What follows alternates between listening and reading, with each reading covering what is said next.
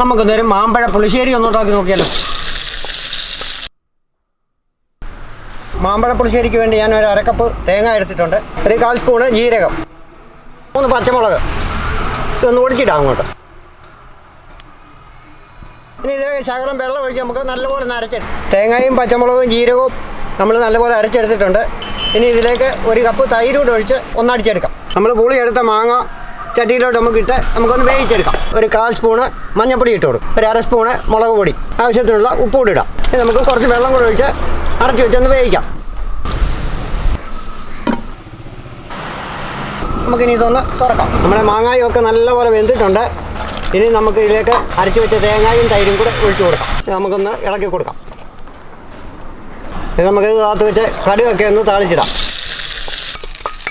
അപ്പോൾ നമ്മുടെ മാമ്പഴ പുളിശ്ശേരി റെഡിയായി കഴിഞ്ഞു.